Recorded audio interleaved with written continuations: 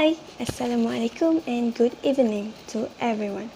My name is Nur Anis Adawiah binti Zainuddin and here is my group members. So today we would like to present about incorporation in chapter 2.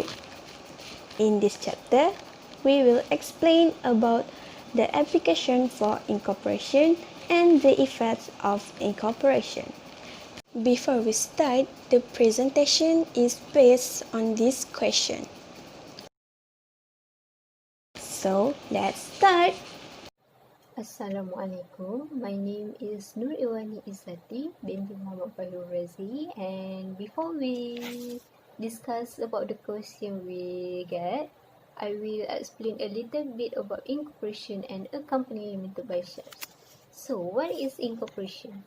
Incorporation is a formal process used to create a business or an organization from a manner in which an organization is formed and legally founded. Process of incorporation involves drawing up a document known as the Article of Incorporation and nominating the members of the company. Incorporated companies should take a risk that make a growth possible without exposing their shareholder, founder, and director to personal financial obligation outside of their initial business investment. A company may be incorporated as a company limited by shares, company limited by guarantee, and unlimited company. For this question, Ali wants to incorporate his companies as a company limited by shares. So, company limited by shares is defined as a company which has the liabilities of its members limited by the sum which is not charged for its shares.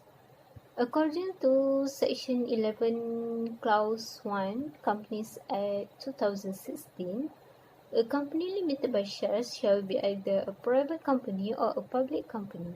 A private company limited by shares is allowed to have the label limited. So, let's proceed to our first question.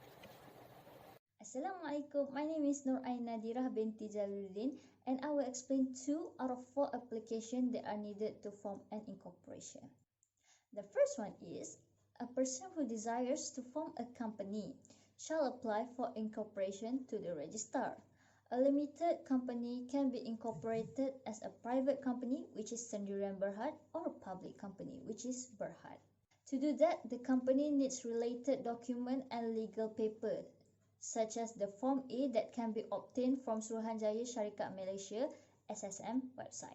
In Ali's situation, since he wishes to incorporate a private company, he should apply first to SSM. Next, Section 14.2 discloses that a company shall not be performed for any unlawful purposes. The benefits of setting an incorporation company are to protect the personal liability and save taxes from the government. If someone failed to do so, the court might order to wind up the company as stated in Section 465(1)(k). 465(1)(k). To understand the situation better, we can refer to the Beth and Farher case, who is a resigned lifeguard who sued the company of Boca Raton after her supervisor allegedly creating a sexually hostile atmosphere by touching her and her colleagues. She sued the city for nominal damages, expenses, and attorney's fee. Later, the court found the city is guilty as the degree of hostility surpassed Farher's work environment's actionable level. Even though this case indirectly related to the topic, the effect can still be seen today.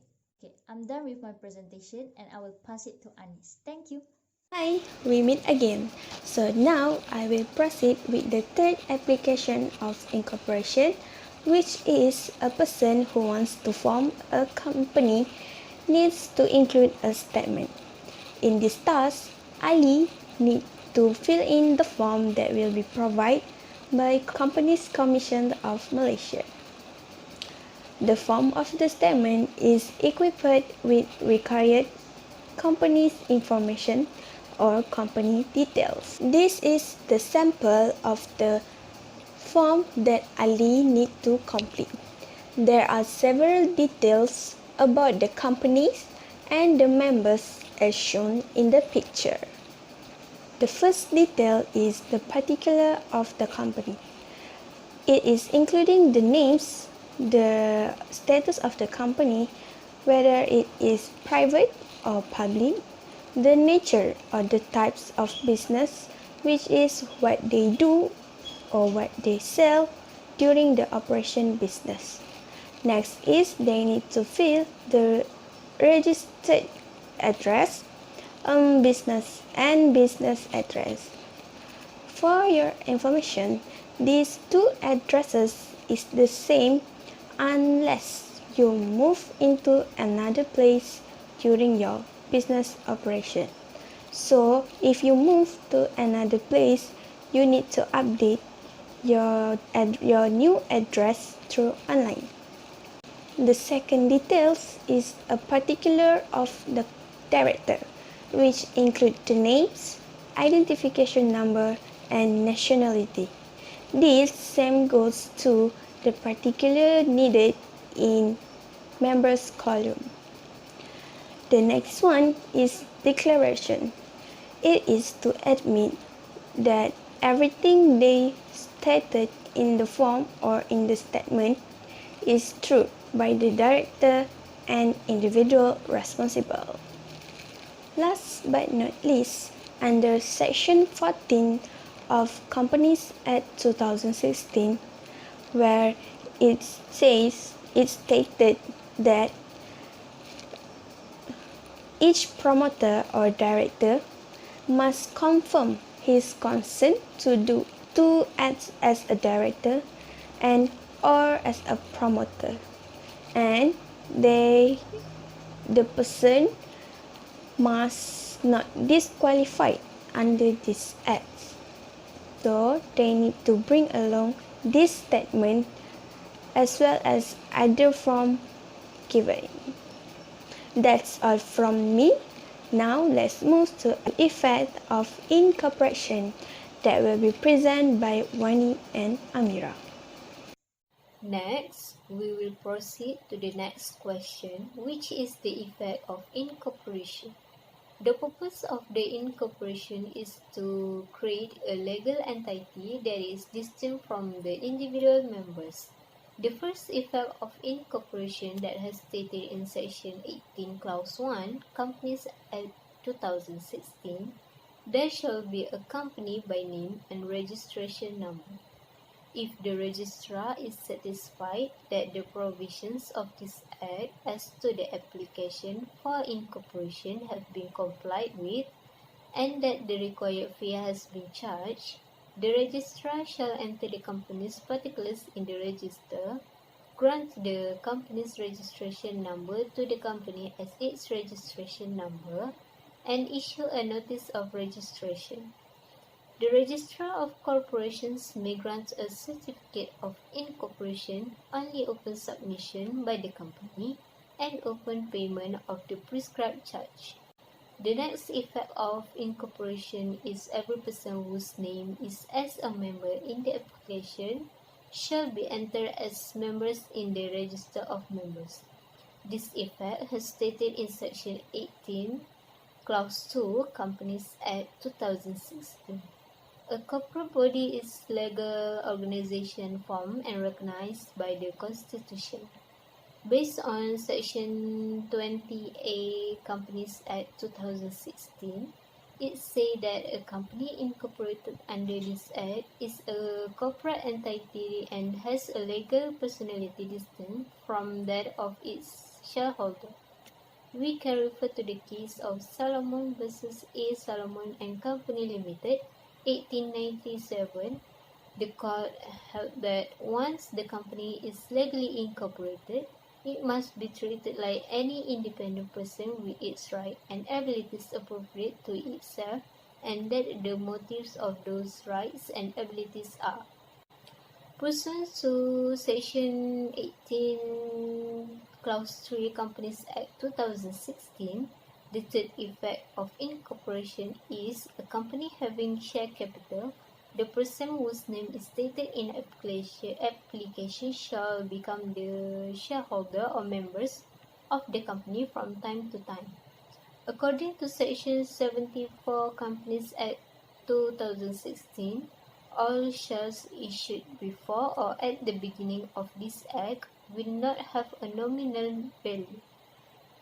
A member who does not pay the shares in full until a given period of time will then be liable to the company for the amount remaining.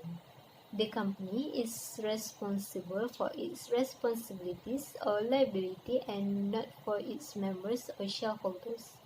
Members cannot be personally liable for the debts and commitments of the company, which means their funds cannot be used to fund debt or commitments. For this effect, we can refer to the case of reapplication by Yi. The High Court held that a director is not liable for the company's debts. So that's all from me, and I will pass this presentation to the next person. Thank you. Thank you, Wani. Hi, my name is Siti Nur Amira binti Abdul Aziz. Okay, I'm going to present the other effects of incorporation after Wani. According to Section 18.4 stated that the company shall have the details of the registered office of the company are as indicated in the application for registration or in connection with it.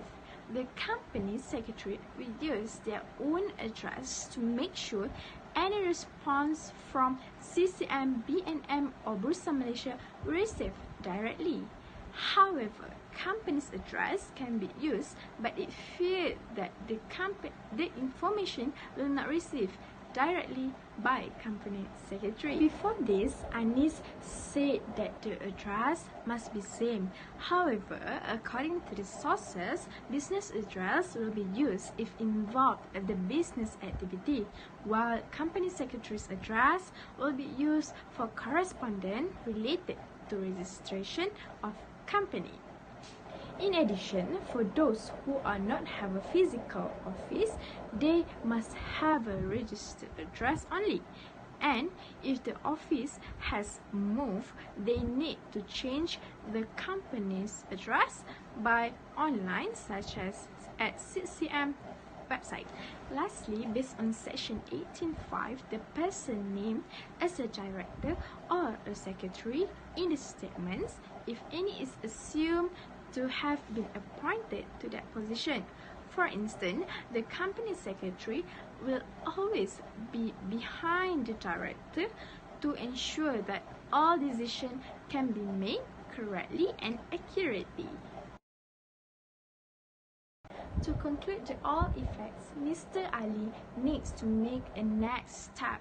Once the company has incorporated, such open a bank account, register with the appropriate agencies for taxes, retirement fund for workers, social welfare, and human growth and training. Also, to assess the end of the financial year and the auditor's classification and convene annual general meeting. And lastly, prepare annual return processing and filing of tax returns, such as register with Inland Revenue Board or IRB. We move to conclusion for both questions. Mr. Ali needs to know the application needed to incorporate the company and know the effects of incorporation to ensure the incorporation process went well. However, Mr. Ali do the great decision to incorporate private company limited by shares because the data of financial report are more safe instead of public company.